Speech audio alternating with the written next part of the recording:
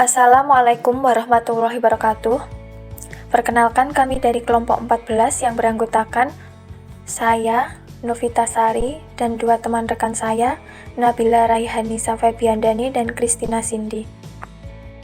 Di sini kami bertiga akan memaparkan materi dengan judul Tanggung Jawab Setelah Auditor Selesai Melakukan Pengauditan. Tahap penyelesaian atau tanggung jawab setelah penyelesaian audit. Pada tahap penyelesaian audit ini sangat mempengaruhi keberhasilan hasil audit. Pengaruh itu meliputi kesimpulan akhir atas saldo setiap rekening yang akan dicantumkan dalam laporan keuangan dan pendapatan auditor atas laporan keuangan secara keseluruhan. Adapun karakteristik khusus prosedur yang harus diterapkan, terdapat 4 karakteristik khusus. Yang pertama, prosedur-prosedur tidak mengacu ke siklus transaksi maupun saldo rekening tertentu. Yang kedua, prosedur-prosedur tersebut dilaksanakan setelah tanggal neraca. Yang ketiga, prosedur-prosedur sangat memerlukan pertimbangan subjektif auditor. Dan yang terakhir, yang keempat, prosedur-prosedur biasanya dilaksanakan oleh manajer audit atau akuntan senior yang berpengalaman.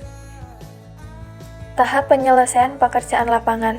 Ada beberapa tahap penyelesaian pekerjaan lapangan. Yang pertama, melakukan penelaahan peristiwa kemudian. Yang kedua, membaca notulen rapat. Yang ketiga, mengajukan pertanyaan atau melakukan konfirmasi dengan penasihat hukum klien. Yang keempat, menghimpun surat representasi klien. Dan yang terakhir, melaksanakan prosedur analitis komprehensif. Adapun untuk melakukan penelaahan peristiwa kemudian, pada periode peristiwa kemudian adalah periode yang dihitung sejak tanggal neraca sampai dengan tanggal berakhirnya pekerjaan lapangan atau tanggal laporan audit. Jadi, bukan sampai dengan tanggal dipublikasikannya atau diserahkannya laporan audit. Peristiwa setelah tanggal berakhirnya pekerjaan lapangan, auditor tidak bertanggung jawab untuk menemukan peristiwa kemudian. Ada 2 jenis peristiwa kemudian. Yang pertama, tipe peristiwa kemudian 1. Peristiwa yang memberikan tambahan bukti yang berhubungan dengan kondisi yang ada pada tanggal neraca dan berdampak terhadap taksiran yang melekat dalam proses penyusunan laporan keuangan. Dan yang kedua, tipe peristiwa kemudian 2. Pada tipe ini, yang memberikan tambahan bukti yang berhubungan dengan kondisi yang tidak ada pada tanggal neraca yang dilaporkan, tetapi kondisi tersebut ada sesudah tanggal neraca. Selanjutnya, menelaah notulen rapat.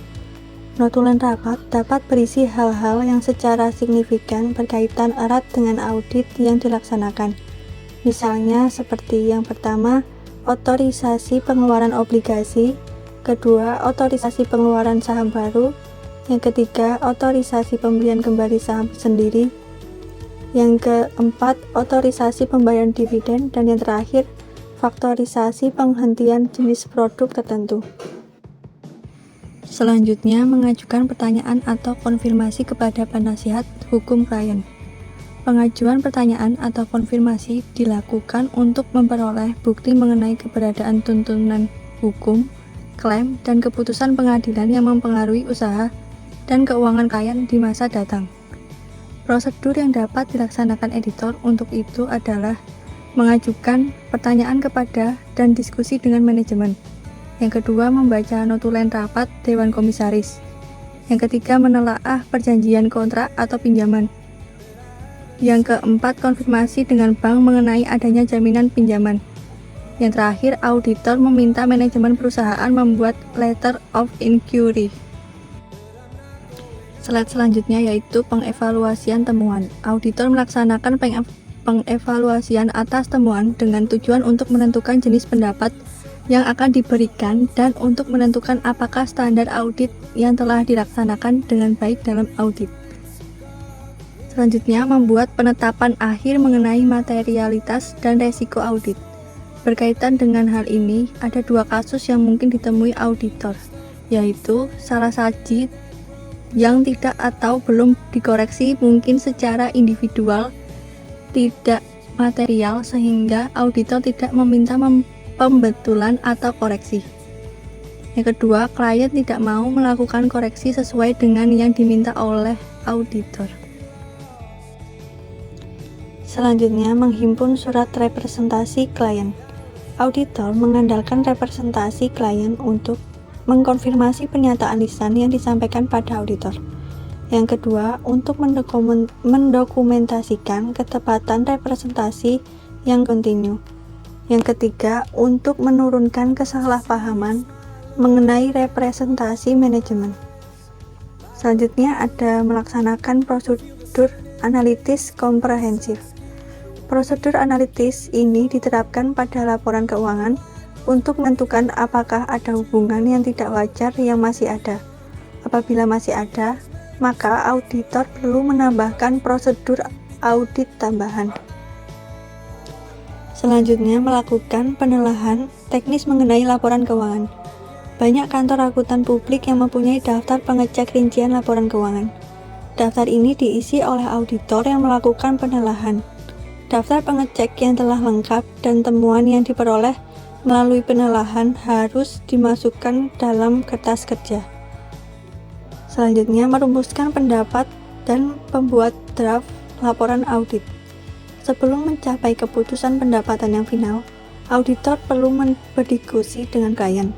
Auditor dapat meminta klien atau manajer perusahaan untuk melakukan penyesuaian atau pengungkapan tambahan.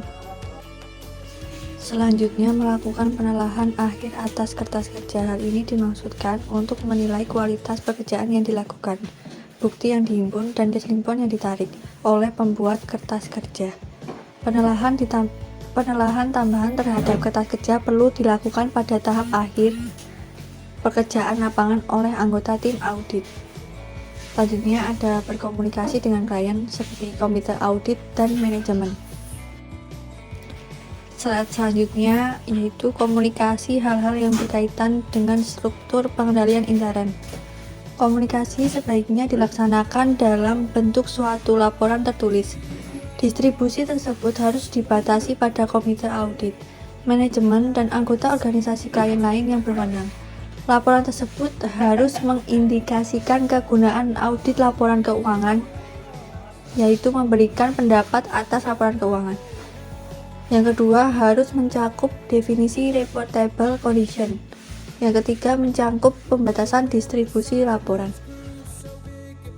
Baik, selanjutnya di sini kita akan menjelaskan tentang komunikasi mengenai pelaksanaan audit dengan komite audit. Komunikasi dapat berupa lisan ataupun tulisan.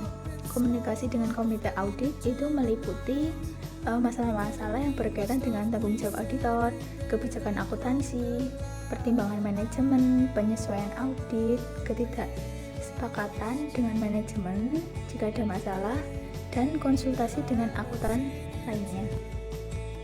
Menyusun manajemen letter atau surat pernyataan manajemen. Surat pernyataan manajemen ini berisi rekomendasi-rekomendasi yang tidak disyaratkan untuk dikomunikasikan dengan komite audit. Rekomendasi tersebut biasanya berkaitan dengan usaha, peningkatan efisiensi dan efektivitas operasi perusahaan klien. Di sini kita juga akan membahas tentang tanggung jawab setelah audit. Itu berupa peristiwa kemudian yang terjadi antara tanggal laporan audit dan tanggal dipublikasikan laporan audit. Penemuan fakta-fakta baru serta penemuan adanya laporan yang tidak dilaksanakan. Peristiwa kemudian yang terjadi antara tanggal laporan audit dan tanggal dipublikasikannya laporan audit. Jadi, auditor tidak bertanggung jawab untuk menemukan hal-hal yang mempengaruhi laporan keuangan auditan setelah tanggal laporan audit. Apabila kejadian tersebut timbul, auditor perlu mempertimbangkan apakah perlu ada pengungkapan atau penyusunan laporan keuangan kembali. Penemuan fakta-fakta baru.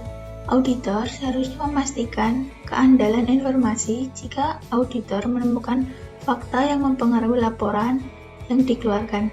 Apabila penyelidikan auditor menunjukkan adanya fakta tersebut dan auditor yakin bahwa informasi tersebut penting bagi keandalan laporan keuangan, auditor harus mengambil langkah untuk mencegah pengendalian di masa yang akan datang atas laporan audit.